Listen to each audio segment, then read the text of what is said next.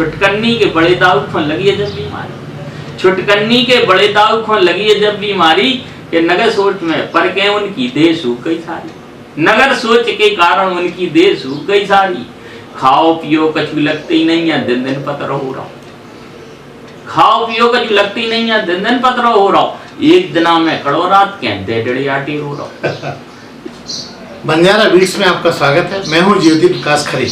आज हम आपको मिलाने वाले हैं एक ऐसे हास्य कवि से जिन्होंने पूरे हिंदुस्तान को अपनी हास्य रचनाओं से सराबोर किया है। वो है श्री देवेंद्र रावत नटखट। नमस्कार नटखट जी। नमस्ते नटखट जी, जैसा कि हमने उल्लेख किया कि आप हास्य के कवि हैं, तो आप हमें बताएं ये आपकी हास्य काव्य रचना कहाँ से और कब से शुरू हुई? सर ऐसा है कि मैं बचपन से ही कविता लिखता था।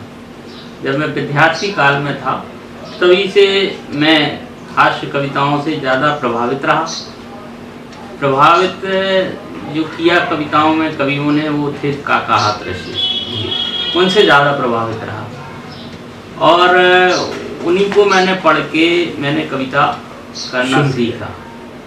एक बात और मेरे साथ ये रही कि मेरे पिताजी स्वर्गीय श्री दामोदर दास रावत भी कविताओं से, मतलब वो उस समय माणिक वर्मा जैसे कवियों से जुड़े रहे। हमारे पिताजी दामोदर दास रावत जो कि व्याख्याता थे मध्य प्रदेश में, और उसी दौरान मुझे बचपन में ही एहसास हुआ कि कुछ ऐसा लिखा जाए, कुछ किया जाए। जो विचार आती थी मैं लिखता, कुछ विरासत में मिला शायद। हाँ, कुछ 50% तो विरासत में गई है आप, और बाकी सब यहाँ वहाँ से और फिर कुछ माँ सरस्वती की कृपा।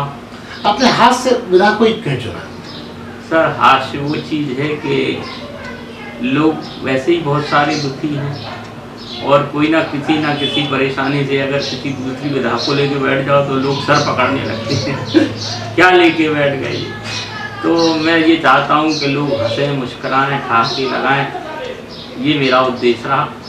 कविता में मैंने ज़्यादा गंभीरता नहीं लिखी, गंभीरता से कभी कुछ नहीं लिखा। नहीं, बिल्कुल नहीं, हल्का। मेरा नाम है नटखट, बिना डंडे बिना मात्रा का।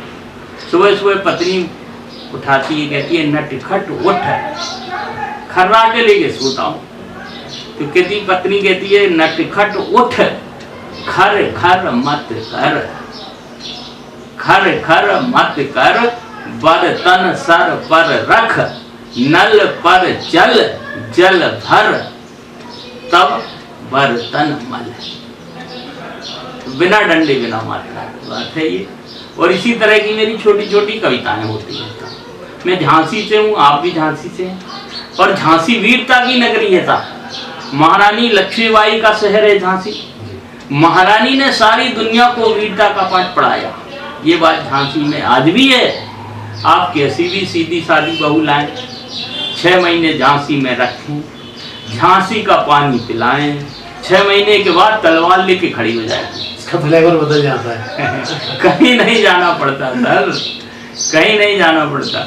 अभी ये बैठे बैठे ही निपट जाती है। ये सब बातें हैं हंसने हंसाने। नटखट साहब, आपने अपना उपनाम नटखट ही क्यों चुना?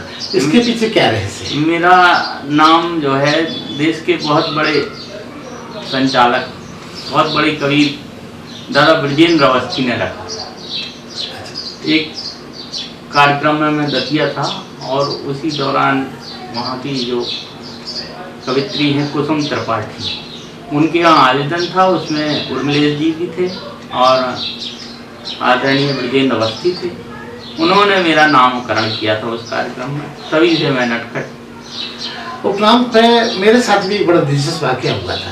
मैं दैनिक मध्य देश में आज से करीब 4 दशक पहले मध्य देश पेपर पंडित विश्वनाथ शर्मा जी का चलता था, तो मेरी कहानी छपी थी। तो मुझे नया नया शौक लेखन का था, तो मैंने उसमें अपना उपनाम लिखा ज्योति प्रकाश खरे हमराज। वाह, सबने बहुत कहा ये बढ़िया है, इसको लिखा जाए। पहले हाथ से वो होती थी कंपोजिंग, कंपोजिटर ने मात्रा संबंधी गलती कर दी। उसने उठा के जब छपा तो मैं आवाज रह गया, हमारा नाम छपा था ज्योति प्रकाश खरे यमराज। तो तब से हमने उपनाम से कन्नी काट ली। चलिए आगे चलते हैं। ये तो होता है डॉक्टर साहब, आपने जैसे कि बताया कि पूरे देश में अपना काव्य पाठ किया, तो आप उल्लेख करें कहाँ कहाँ आपने अपनी रचनाओं का रसास्वादन दर्शकों को कराया? मैं जो है आपको बता दूं कि 92 में पूरी तरह से मंच पे आ चुका था, 1992, और देश के हर प्रांत में मैंने कविता पाठ किया। बम्बई की चौपाटी से लेकर झांसी के ओरछा नगरी और सारे बुंदेलखंड में मैंने काव्य पाठ किया, और इसी बुंदेलखंड का नाम करने की कोशिश की है। झांसी का नाम हमेशा रोशन करने की कोशिश की। उड़ीसा भी पढ़ा, तालचेर भी पढ़ा, यहाँ पारादीप, गोवा और मुंबई तो 3-4 बार बाबा क्या बात में भी गया हूँ। अच्छा, जो टीवी के प्रोग्राम बाबा क्या बात, और एक दिल्ली में एक बार शूटिंग हुई थी, उसमें भी गया। तो जैसा कि आपने बताया कि आप मंच पे ही जाने का आपका आयोजन रहा है, कभी आपके मन में ये ख्वाहिश आई कि आप प्रकाशित भी हों, रचनात्मक, जैसे लोग कविताएं पेपर में मैगजीन्स में बेचते हैं? नहीं, पेपर में तो छपा हूँ मैं, पेपर में मैगजीन में तो आया हूँ, लेकिन कोई ऐसा काव्य संकलन अभी तक नहीं दे पाया मैं, लेकिन प्रयासरत हूँ। शीघ्र ही ऐसी कोशिश है कि जल्दी ही एक पुस्तक आपके हाथ में होगी, ठहाकों से भरपूर, ये मेरी कोशिश है। बधाई इन एडवांस। डॉक्टर साहब, आपने जो भी कुछ लिखा, पढ़ा, जो भी कुछ किया, आपको ऐसा कोई वाकया याद आता है जो दर्शकों को गुदगुदाए? सर, इसी मंच का? मंच के तो सर कई वाकये होते रहते हैं। मंच पर क्या है कि आज जो है ये कविता तो बाद में सुनते हैं लोग, शुरुआती दौर में तो आप दर्शकों को, श्रोताओं को जोड़ने के लिए जो भी करते हैं। अभी अभी जूते की दुकान पर गए, ज्योति प्रकाश जी मिले साहब में, तो इनसे पहली बार मेरी मुलाकात आगरा में हुई थी, और आगरा में भी जूते की दुकान पर, कि अभी अभी जूते की दुकान पर गए, एक जोड़ी जूते लेने थे।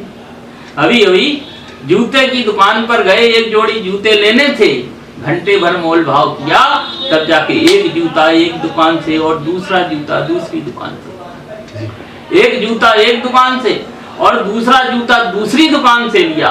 दोनों जूते अलग अलग भाव के थे, तो घर जाके देखा तो दोनों जूते एक ही पाँव के। क्या बात! घर जाके देखा, और ये सत्य घटना है सर। हमारे मित्र हैं शशिकांत जी यादव, देश के बड़े कवि हैं, वो उनके साथ ये वाकया हुआ कि अभी अभी जूते की दुकान पर गए, एक जोड़ी जूते लेने थे, घंटे भर मोल भाव किया, तब जाके एक जूता एक दुकान से और दूसरा जूता दूसरी दुकान से लिया। दोनों जूते अलग अलग भाव के थे, तो घर जाके देखा तो दोनों जूते एक ही पाँव के थे। तब इन्होंने जूतों को वापस नहीं करवाया, अब कविता यहाँ है, तब इन्होंने जूतों को वापस नहीं करवाया, बल्कि पैरों को जूतों के हिसाब से एडजस्ट करवाया। इन्होंने जूतों को वापस नहीं करवाया, बल्कि पैरों को जूतों के हिसाब से एडजस्ट करवाया। और इनकी फ्लेक्सिबिलिटी देखकर आज केचुआ भी शर्मा गया है। इतना बड़ा संचालक, इतना बड़ा कवि अपनी पड़ोसिन की मुट्ठी में आ गया है, में आ गया। ये तो हंसने हंसाने और चलते चलाते वाकई हो जाते हैं। कई बातें होती हैं, कई घटनाएं, और घटनाओं से रचनाएं निकल के सामने आ जाती हैं, तो इस तरह होता रहता है। डॉक्टर साहब, आप मंच पर जाते हैं, बहुत सारी चुगलबाजियाँ होती हैं, खासतौर से कवियत्रियों के साथ बहुत कुछ होती है। कभी ऐसा आनंद आपने भी लिया? बिल्कुल सर, ये तो कभी कभी क्या है कि कवित्रियाँ कहती हैं कि हमें छेड़ें। अच्छा, मतलब ये जो है बिना छेड़छाड़ के आज के दौर की कवित्रियाँ नहीं है। वो दौर दूसरा था जब रमा ठाकुर जैसी कवित्रियाँ थी, आपकी इंदिरा हिंदू जैसी कालजयी कवित्रियाँ हुई, सावित्री शर्मा जैसी कवित्रियाँ हुई। अब आजकल के दौर में जो कवित्रियाँ आई हैं साहब, वो बिना किसी छेड़छाड़ की मंच पे जमती नहीं है। ये मजबूरी है उनके साथ छेड़छाड़ करना। किसी कवि को शौक नहीं है, लेकिन वो क्या है कि श्रोताओं को बांधने के लिए ये जरूरत हो गई है, आयोजन होता ही है। हाँ, ये इस तरह का, मतलब आप जिस तरह से मैच में फिक्सिंग का आरोप लगाते हैं, इसी तरह ये आरोप कवियों पे भी लगते हैं कि ये फिक्सिंग के मामले हैं, और ये आरोप भी सही है कि फिक्सिंग के मामले हैं, ये पहले ही से सेट रहता। हम ये बताएंगे आपको। कोई संस्मरण याद आता हो तो हमारे दर्शकों के साथ शेयर कीजिए। अब सर ये तो संस्मरण तो कई वही एक सुनाइए। हो जाते हैं साहब। जब हम कविता पढ़ते थे तो वो कहती दिल दूंगी है? तो हम कहते कि दिल एक को दो।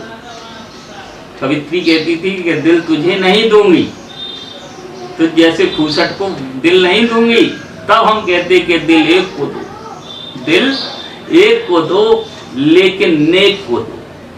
ज्योति प्रकाश जैसे को दे सकते हैं आप कि दिल एक को दो कि दिल एक को दो लेकिन नेक को दो। दिल दिल है, कोई सत्यनारायण का प्रसाद नहीं जो हर एक को दो। ऐसी बातें होती हैं, ये सब आप सुनते हैं। जैसा कि आपने बताया कि लोग अंदर से बहुत उदास हैं और आप उदासी को मिटाने का ठेका ले लिया है आपने। जी सर, ये तो कितना जीते हैं आप अपने इस आंदोलन में? अरे सर, अब ये तो दर्शक ही बता सकते हैं, श्रोता मैं कहाँ तक सफल हुआ हूँ, लेकिन प्रयास पूरा करता हूँ कि मंच पर रहूँ या स्टूडियो में रहूँ या कहीं टीवी प्रोग्राम में रहूँ तो लोगों को हंसाऊँ, गुदगुदाऊँ। वैसे ही लोग परेशान हैं। आपकी वो रचना हमारे दर्शकों के साथ आप शेयर करें जिस पे आपको सबसे ज़्यादा वाहवाही मिली और जिसकी वजह से नटखट जी का आइकॉन बड़ा हुआ। सर, ये सबसे पहली घटना तो ये है कि मेरी शादी हुई थी। अच्छा, आपकी शादी भी हुई थी? हाँ, हो गई थी सर। तो इसे आप क्या कहें, घटना कहें या दुर्घटना कहें, तो मेरी शादी एक विज्ञापन से। विज्ञापन से? ये आवश्यकता है एक घरेलू पति। अच्छा अच्छा। ये आवश्यकता है एक घरेलू पति की योग्यता हाई स्कूल या समकक्ष, बच्चे खिलाने में दक्ष, शरीर से हट्टा कट्टा हो, अकल में चाहे उल्लू का पट्टा। आवश्यकता एक घरेलू पति की योग्यता हाई स्कूल या समकक्ष, बच्चे खिलाने में वो दक्ष, शरीर से हट्टा कट्टा हो, अकल में चाहे उल्लू का पट्टा हो, किसी बुंदेलखंडी झगड़ालू स्त्री के साथ रहने का कम से कम 3 साल का अनुभव वांछनीय। किसी बुंदेलखंडी झगड़ालू स्त्री के साथ रहने का कम से कम 3 साल का अनुभव वांछनीय है, और वो पद के लिए कुंवारा, विधुर और तलाकशुदा भी सम्माननीय है। काफी मानजनक है। जी जी जी। यह आवश्यकता है घरेलू पति की योग्यता हाई स्कूल या समकक्ष, बच्चे खिलाने में उदक, शरीर से हट्टा कट्टा हो, अकल में चाहे उल्लू का पट्टा हो, किसी बुंदेलखंडी झगड़ालू स्त्री के साथ रहने का कम से कम 3 साल का अनुभव वांछनीय है, और उस पद के लिए कुंवारा, विधुर और तलाकशुदा भी सम्माननीय है। आयु सीमा 21 से 40 वर्ष। आयु सीमा 21 से 40 वर्ष, पत्नी त्रस्त और ग्रीन कार्ड धारियों को विशेष ग्रीन कार्ड धारियों को विशेष आयु में 5 वर्ष की छूट, आयु में 5 वर्ष की अतिरिक्त छूट, और मौका अच्छा है लूट सके तो मौका अच्छा है लूट सके तो लूट, पद पूर्णता अस्थायी है। टेम्परेरी पद पूर्णता अस्थायी है, किसी भी क्लेम और स्थानांतरण का नहीं है प्रावधान। ध्यान रखिएगा सर, किसी भी क्लेम और स्थानांतरण का नहीं है प्रावधान। सावधान सावधान सावधान, कुछ विशेष सूचनाएं कृपया पूरी तरह से तैयार होकर आए। कुछ विशेष सूचनाएं कृपया पूरी तरह से तैयार होकर आए, और पूर्व पत्नी या प्रेमिका का अनापत्ति प्रमाण पत्र साथ लाएं। No objection. पूर्व पत्नी या प्रेमिका का अनापत्ति प्रमाण पत्र साथ लाएं। परीक्षा शायरी में होगी, हमारा पता आप बताएं, आज्ञाकारी पति पाएं। पति अन्वेषण केंद्र, दरियागंज, नेताजी मार्ग, नई दिल्ली। तो इस तरह से आपकी शादी हुई? जी सर। डॉक्टर जी, जैसा कि आपने इतना दिलचस्प तरीके से आपने अपना विवाह का विवरण बताया, क्या आपको लगता है कि लोग जितनी भी रचनाएं आज स्टेज पे जब आप पहुंचते हैं, आपकी तालियों की गड़गड़ाहट से आप रोमांचित होते हैं, तो कहते हैं कि उतना सम्मान रचनाकारों को, कवियों को घर में नहीं मिलता। क्या ऐसा होता है? बिल्कुल ये सही बात है, बिल्कुल ये आपने जो है 16 आना सही बात की। और ये ऐसा होता है कि घर की मुर्गी दाल बराबर है, और होता ही है। और हम तो कभी कभी ऐसा होता है कि जब रात में कोई कविता अचानक बन जाती है, अभी एक कविता बनी, लेटे लेटे कोई कविता बनी, आधुनिक नारी की कविता भी बनी मेरी, तो मैंने सबसे पहले पत्नी को सुनाई, तो वो रात को जगा के सुनाई, तो वो एकदम भाग गई। हमने कहा नारियां बदल गई। आज की स्थिति ये हो गई है कि हीरोइन की अपनी मर्जी, हीरोइन की अपनी मर्जी, एक साथ स्वीकार कर ली 5-5 पतियों की अर्जी। हीरोइन की अपनी मर्जी, एक साथ स्वीकार कर ली 5-5 पतियों की अर्जी। एक से शादी, दूसरे से प्यार, तीसरा शिकार, चौथा जान देने को तैयार। ये स्थिति हो गई था। एक से शादी, दूसरे से प्यार, तीसरा शिकार, चौथा जान देने को तैयार, और 5वां पति उसकी हर शर्तों पर सेट है। तेरा दिल है कि 5 कमरों का फ्लैट है। ये स्थितियां बदली तो कविताएं बदली साहब। पहले जो कवि लिखा करता था वो समाज का दर्पण होता था, आज जो हम लिख रहे हैं वो समाज का अल्ट्रासाउंड है। अच्छा। ज्योति प्रकाश जी, ये कविता जो है आज जो है कविता, लोग कविता हास्य कवि को सुनने में घबराने लगे। लोग घबराते भी हैं कि जाने कब क्या कह दे, तंज कर दे। तो ये स्थिति से याद आया, जहाँ आप इतने हास्यास्पद स्थितियों में अपना जीवन गुजारते हैं, तो कहीं आपसे लोग प्रतिस्पर्धा भी रखते होंगे। ऐसे लोगों के लिए आप क्या संदेश देना चाहेंगे? अरे हम सर ये है प्रतिस्पर्धी, कभी कभी तो ऐसा होता है कि हम कभी कभी इतने जम जाते हैं कि लोग जमने के कारण नहीं बुलाते कि ये जम जाएगा तो ऐसा ना हो कि हमारा प्रभाव कम हो जाए, है? ये स्थितियां कवियों के साथ अक्सर, जो वैसे कवि हैं पहले, आजकल तो बड़ा व्यवसायिक दौर आ गया है साहब। और व्यवसायिक दौर में जो नेचुरल कवि हैं, जो प्राकृतिक रूप से जिन्हें कविता मिली है, ये पीछे हो गए हैं, और जो ऐसे वैसे हैं अपने हिसाब से आगे हैं। तो कोरोना काल में बहुत सारे कवियों को बड़ा नुकसान हुआ, आर्थिक भी, बौद्धिक भी, मानसिक। बिल्कुल। आपका क्या रहा? ऑनलाइन सर काफी कवि सम्मेलन किए, लेकिन ऑनलाइन में एक प्रसिद्धि तो मिली, लेकिन मुद्रा नहीं, कुछ नहीं मिला। ऑनलाइन में क्या हुआ साहब, सबको नुकसान हुआ। एक शराबी को पीने को नहीं मिली, 40 दिन से पीने को कुछ नहीं मिला। जब पीने को कुछ नहीं मिला, एक दिन अचानक योगी जी का वो आया कि दुकानें खुलेंगी। अब लोग दुकानें खुली तो लंबी लंबी लाइन साहब लग गई उधर। और वो दूसरे दिन देखा तो एक जो है शराबी की पत्नी अपनी सखी से बताती है कि रात में उनमें 40 दिन के बाद में अचानक क्या परिवर्तन हुआ। एक परिवर्तन देखें साहब, कैसा परिवर्तन हुआ। 40 दिन तो नहीं मिली, लेकिन 40 दिन के बाद जैसे ही पीने को मिली तो क्या परिवर्तन हुआ कि 40 दिन से करे म्यू म्यू पिया। 40 दिन में लॉकडाउन में था, एकदम शुद्ध हो गया था कि 40 दिन से करे म्यू म्यू पिया, जैसा पढ़ाऊं पढ़े वो पहाड़ा। 40 दिन से करे म्यू म्यू पिया, जैसा पढ़ाऊं पढ़े वो पहाड़ा। ऐठ न पेट न चैट झपेट, न लूम लपेट न लंग पड़ा। 40 दिन से करे, मिल्ली की तरह म्याऊ म्याऊ कर रहा था, लॉकडाउन में था बेचारा, कि 40 दिन से करे म्यू म्यू पिया, जैसा पढ़ाऊं पढ़े वो पहाड़ा। ऐठ न पेट न चैट चपेट, न लूम लपेट न लंग को जाड़ा। शुद्ध सपाट न काट न छाट, न 12 पाट करे गुंताड़ा। शुद्ध सपाट न काट न छाट, न 12 पाट करे गुंताड़ा। वो आज 2 पाव लगाए के आए, लगा बनवागन सिर दहाड़ा। ये परिवर्तन हुआ। और लॉकडाउन में तो सभी को नुकसान हुआ था। हम लोगों को तो जो लगातार व्यस्त रहते थे, और कवियों को तो काफी हुआ।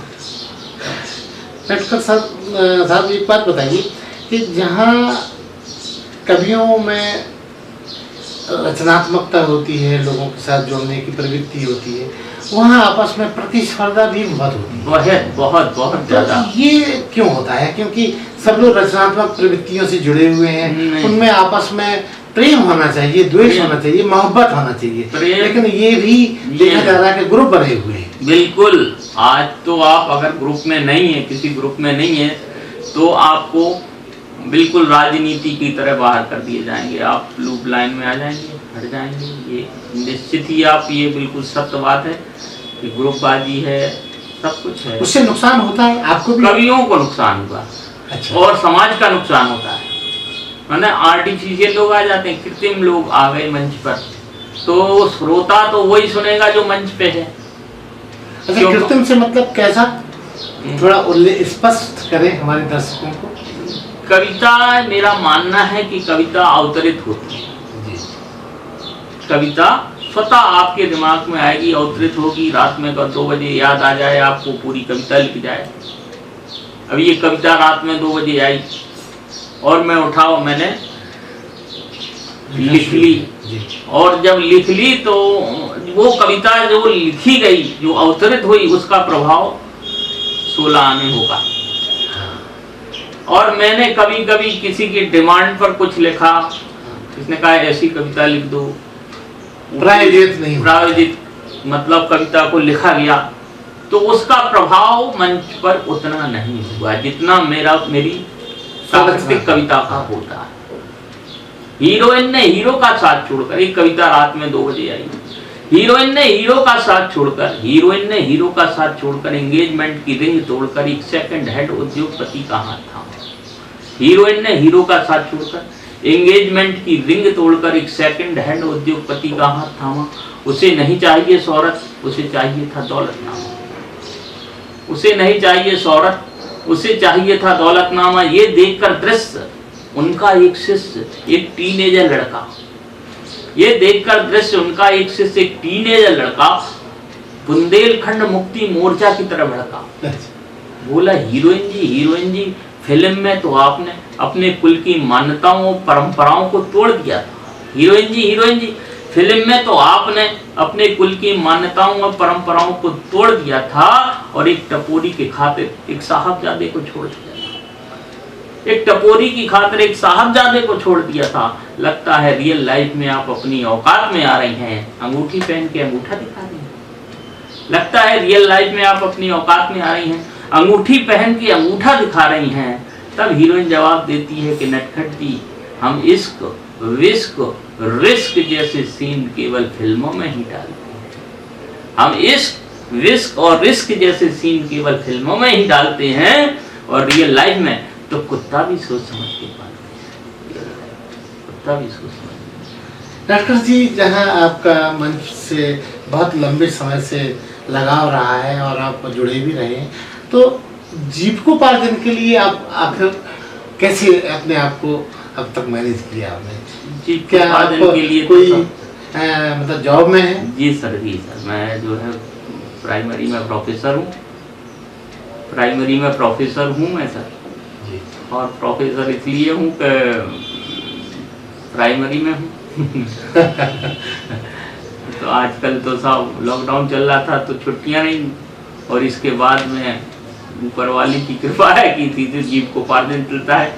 आपको बता दूं तो कि कोई भी कला हो, क्या मानते हैं कविता? कलाकार को, कवि को कविता हवाई जहाज में घुमा सकती है, 5 स्टार होटल में खाना खिला सकती है, लेकिन आप कहें कि उसकी रोटी रोजी चल जाए, ये उसका स्थायी व्यवसाय हो जाए, ये बहुत कम लोगों के साथ है। और बहुत ये सरल दिखने वाली बहुत कठिन प्रक्रिया है कि अगर वो इससे रोटी कमा लेता है।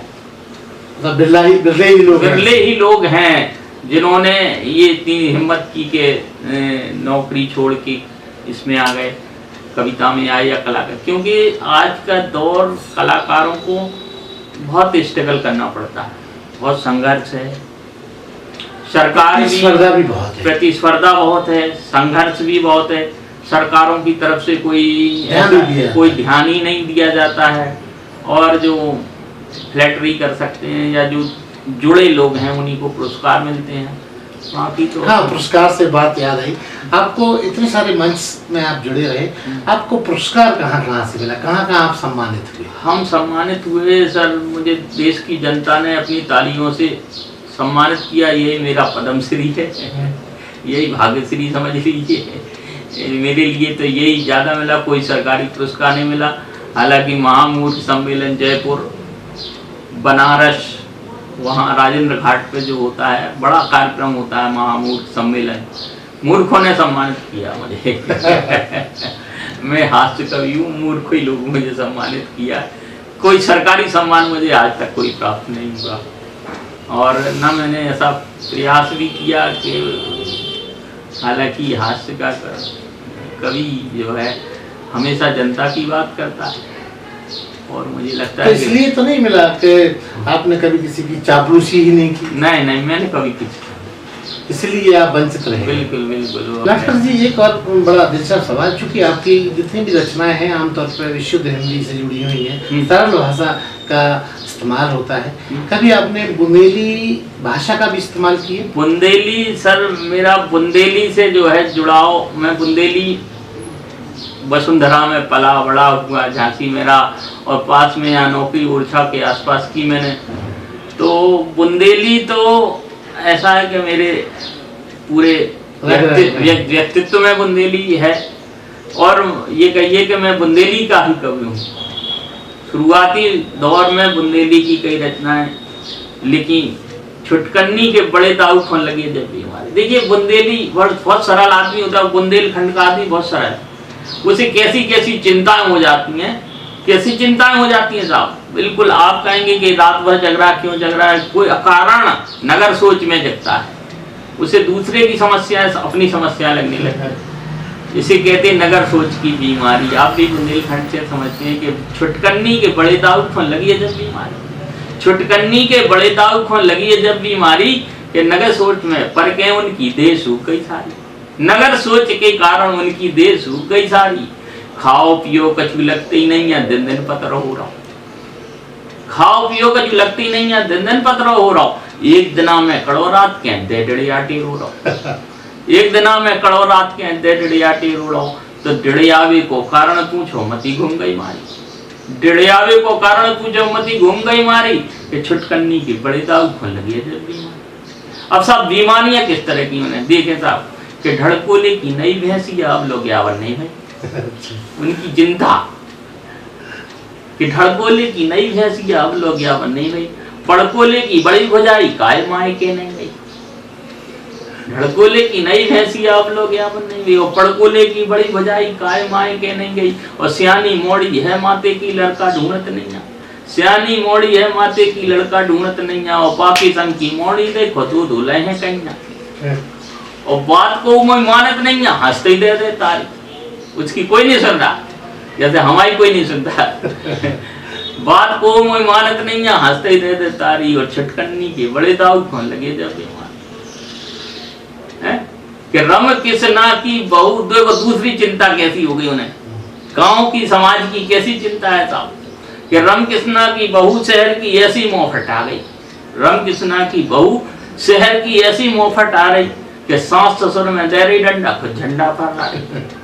रम किसना की बहू शहर की ऐसी मोहफट आ गई, कि सास ससुर में दे रही डंडा खुद झंडा फहरा रही। तो रम किसना तो बाकी पाछू कुत्ता कैसा डोले, रम किसना तो बाकी पाछू पिल्ला कैसा डोले, और वादन कथ है नाहर कैसी जो पिल्ला सो बोले, और वादन कथ है नाहर कैसी जो पिल्ला सो बोले। और बातों हो गई मरद, बातों हो गई मरद, मरद जो देखो होगा नारी, छुटकन्नी के बड़े दाऊ खोन लगे थे। सामाजिक चित्रण है ये, एक ही पंडित था तो गांव में बहू कुंवारो फिर रहो, अच्छा, बड़ी समस्या है। एक ही पंडित था तो गांव में बहू कुंवारो फिर रहो। कवि की चिंता देखे आप, कवि को कोई मतलब लेना देना नहीं है, लेकिन चिंता है साहब, है कि नहीं है, कि एक ही पंडित था तो गांव में बहू कुंवारो फिर रहो, और बंदोबस्त कराओ बाको नहीं तो अंत ही डर रहा। अल्टीमेटम दे दिए, गांव छोड़ के जा रहे हैं, हम भी उड़ीसा जा रहे हैं। एक ही पंडित था तो गांव में बहू कुंवारो फिर रहो, बंदोबस्त करा दो बाको नहीं तो अंत ही डर रहा। पूजा कथा वार्ता पत्रा निठुई जानत नहीं जान, पूजा पत्रा कथा वार्ता निठकुन जानत नहीं हो आदि उम्र गुजर गई बा को बनो फिरत लड़कइया आदि उम्र गुजर गई बा की बनो फिरत लड़कइया और गैयर बब्बा के मंदिर को बहु एक पुजारी पुजारी भी है वो गैयर बब्बा को गैयर बब्बा मतलब ढोरों के देवताओं का पुजारी है। अच्छा गैयर बब्बा के मंदिर को बहु एक पुजारी। स्थितियां ये है साहब आखिरी चिंता क्या है कि ग्योड़े करके रात पूरा चित्रण है कविता कि ग्योड़े करके राहत गांव को बूढ़ो चेता नब्बा सबकी चिंता की कवि ने कि ग्योड़े करके राहत गांव के करीब नजदीक में रहता है कि ग्योड़े करके राहत गांव को बूढ़ो चेता नब्बा वैसे ही कानो चतुर सियानो जैसो होवे कौवा ग्योड़े करके राहत गांव को बूढ़ो चेता नब्बा वैसे ही कानो चतुर सियानो जैसो होवे कौवा ब्याह का जो मरग मौत में सबसे आंगू आवे और 1.5 सेर की लुचैया के लिए एक बेर में खावे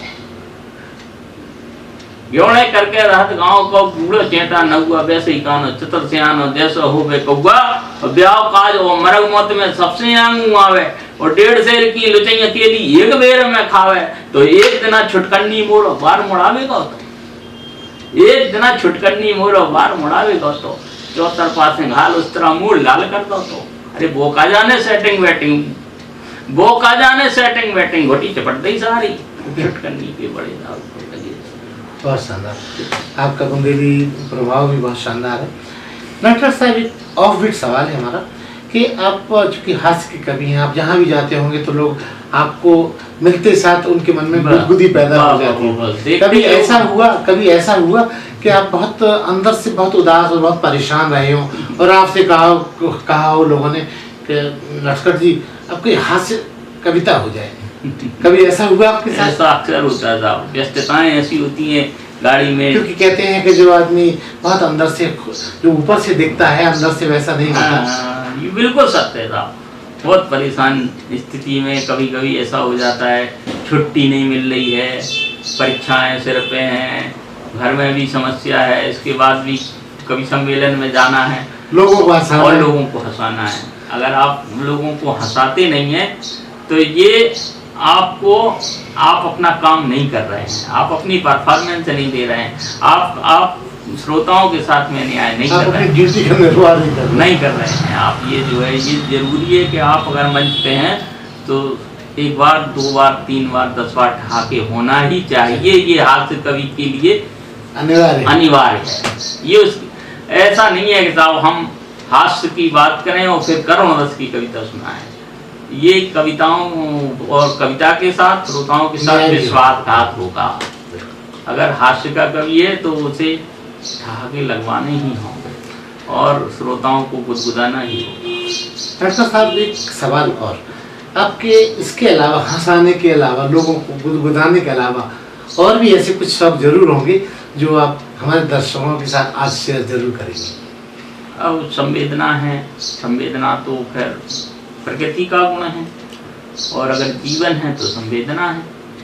तो कभी कभी तो ऐसा हो जाता है कि हम हाथ से लिखते व्यंग अपने आप आ जाता है कविता में और यही ऊपर वाले की विशेष कृपा है कि आप लिखते कुछ हैं और वो लिखते कुछ लिख जाता है।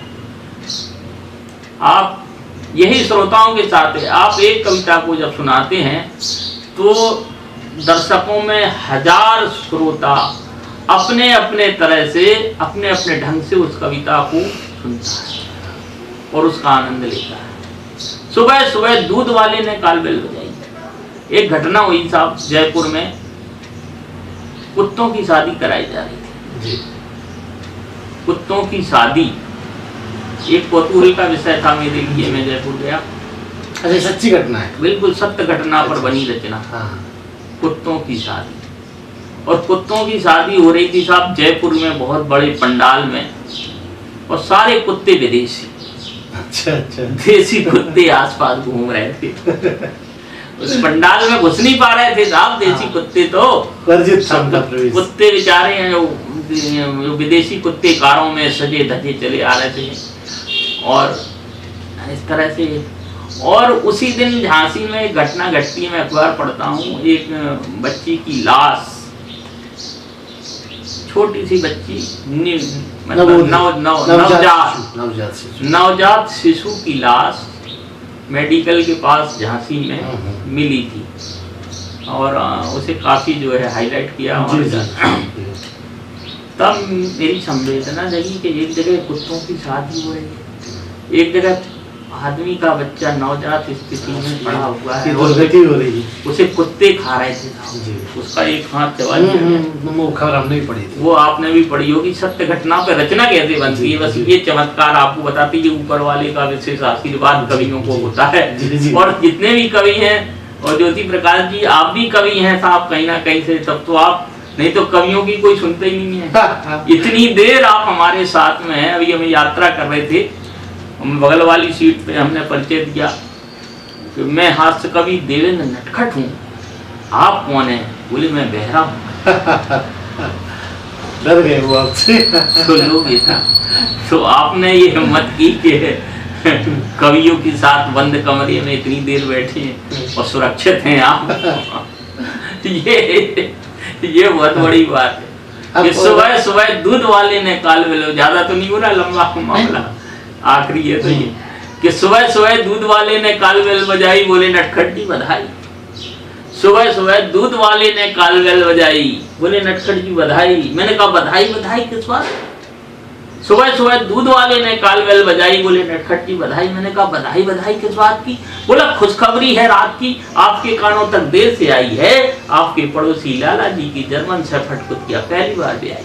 अच्छा। ये हाईलाइट खबर हो गई साहब, ब्रेकिंग न्यूज। हाँ, सुबह सुबह दूध वाले ने काल बेल बजाई, बोले नटखट जी बधाई। मैंने कहा बधाई बधाई किस बात की? बोला खुशखबरी है रात की, लगता है आपके कानों तक देर से आई है, आपके पड़ोसी लाला जी की जर्मन शेफर्ड कुतिया पहली बार भी आई है। लाला जी ग्लैड हैं, खुश हैं, एकदम है फॉर्म में। भाई साहब बोले डिलीवरी घर पे हुई कि नर्सिंग होम में? लोग जितना बाप का ध्यान नहीं रखता उतने ज्यादा कुत्तों का ध्यान रख रहे साहब। ये स्थितियां हो गई क्योंकि कुत्ते पालना स्टेटस सिंबल हो गया है।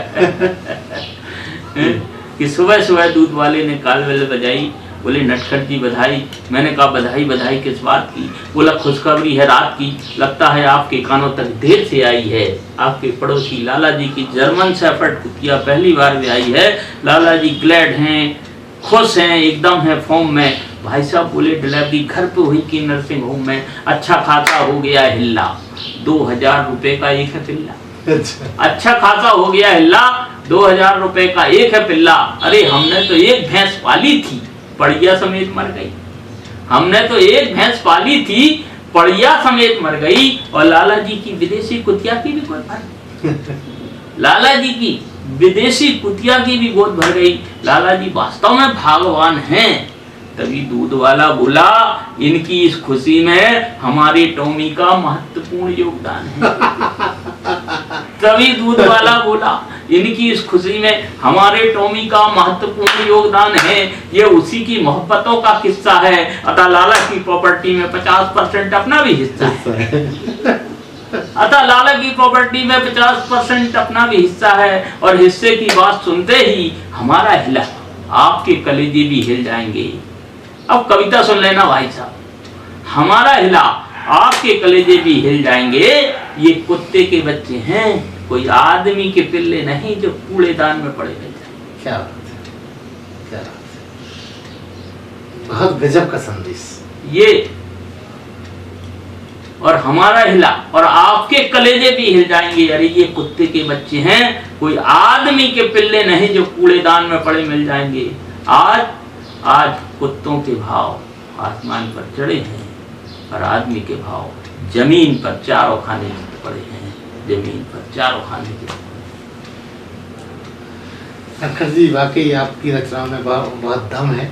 मैं आपसे एक सवाल और पूछना चाहता हूँ, चटपटा है, कि अगर आपका अगला जन्म हो तो आप क्या अपने आप को और मॉडिफाइड होके इस दुनिया में आना चाहेंगे? बस सर यही चाहूंगा कि अगले जन्म में भी लोगों को हंसाता रहूं, गुदगुदाता रहूं, यही मेरी कुछ और हाई वोल्टेज के साथ। हाँ, ये तो अब आप लोगों का सानिध्य मिलेगा, आप जैसे ज्योति प्रकाश जैसे और आदरणीय हमारे नवीन जी का स्नेह मिलेगा तो निश्चित ही अगले जन्म में आपको हंसते हंसाते गुदगुदाते हुए यात्रा कराएंगे आपको ठहाकों की। नटखट जी, हमारा जो चैनल है वो शिक्षा पर इंफॉर्मेशन देने वाला चैनल है, हास्य से भी जुड़ा हुआ है, धार्मिकता से भी जुड़ा हुआ है। वाह वाह वाह। आप हमारे जो दर्शक हैं उनको अपने हास्य अंदाज में क्या संदेश देना चाहेंगे? हम ये तो कहेंगे कि ये हमारे ये चैनल है बंजारा बीट्स, ये लोगों को हंसाएगा, गुदगुदा रहा है और उनकी प्रतिभा को, जो भी प्रतिभा उनमें है उनको निखार रहा है, लोगों तक एक बंद कमरे के कैमरे से लेकर सारी दुनिया में उजाला फैला रहा है।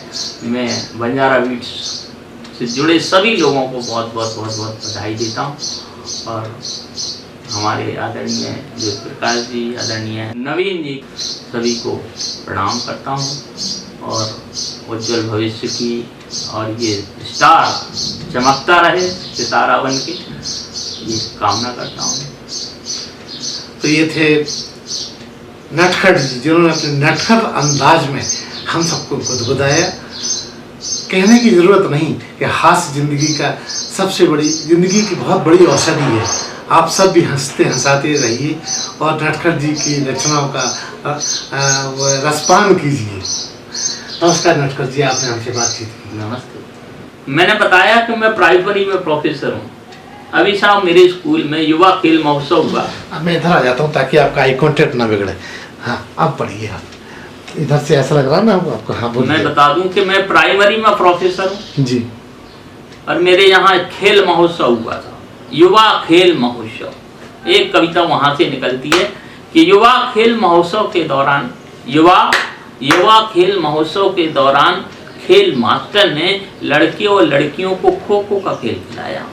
ये कविता भी आपने पहली बार सुनेंगे ऐसा मुझे विश्वास है कि युवा खेल महोत्सव के दौरान खेल मास्टर ने लड़के और लड़कियों को खो खो का खेल खिलाया।